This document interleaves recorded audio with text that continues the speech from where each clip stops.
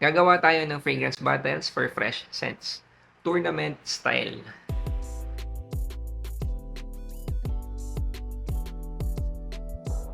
Kamusta mga brad? It's me Eric. Welcome back sa Packet Sense PH kung saan gumagawa tayo ng mga honest reviews tungkol sa mga pabango. At sa video na to, nakita nyo naman na sa thumbnail tsaka sa title, no?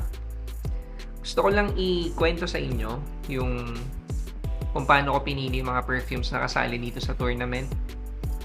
Yung tournament format tsaka yung rules ng tournament.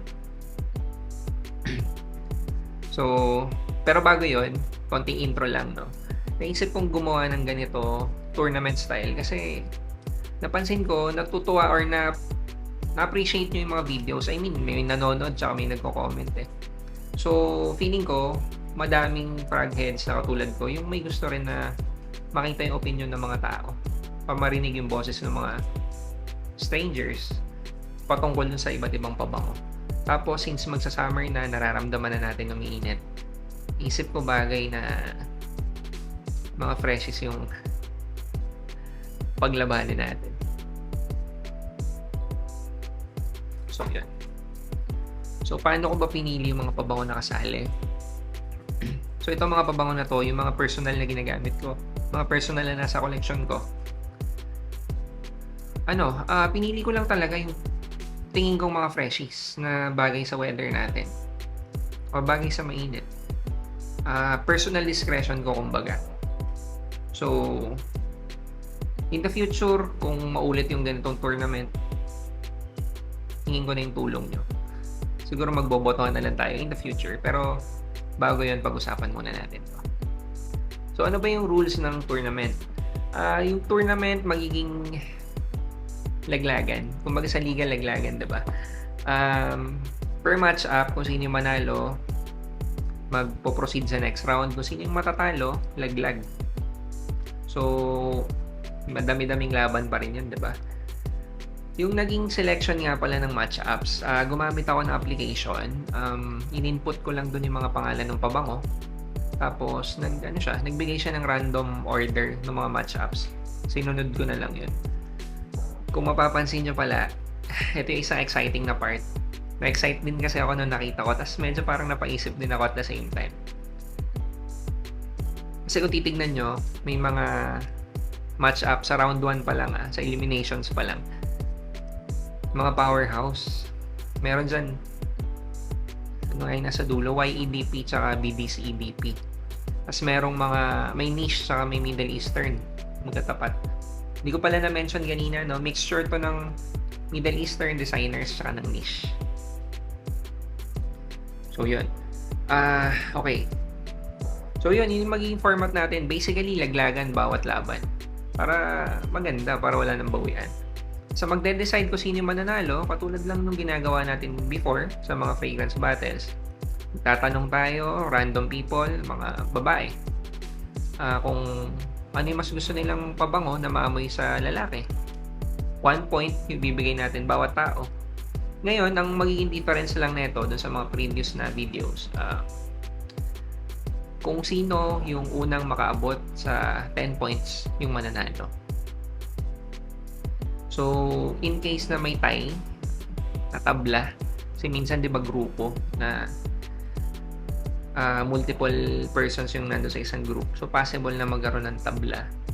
Ang gagawin natin, yung susunod na ma-approach natin, kumbaga siya yung magde-decide kung sino yung panalo. Kung sino yung boboto niya, yun yung lalamang. Yun yung mag-move sa next round. Same as before, 1 point lang per person. Hindi pwedeng bumoto ng doble. Tapos, yung gagawin natin doon sa mga battles, katulad lang din ng dati.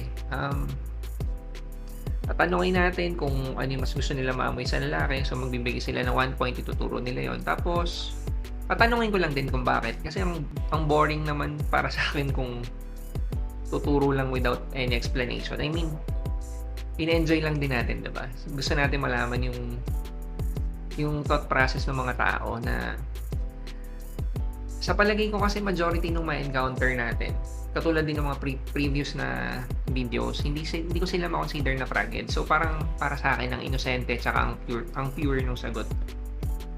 Kaya gusto ko naririnig yung mga opinion nila. So, yun. Hindi naman din yun masyado magma-matter dun sa result. Pero at least, 'di ba, parang mas maganda yung discussion kung may konting insights din sila. Since random people nga yung i-approach natin, magiging test talaga 'to ng mass appeal ng pabango. 'Di ba? Madalas namang pinag-uusapan yun sa frag community, mass appealing ba 'to?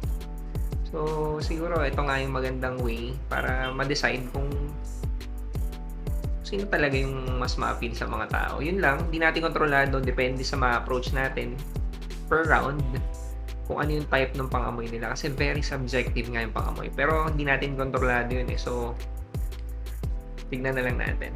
Ang idadagdag ko pa pala dito, gagawa ako ng videos per match-up. So for example, yung unang match-up ay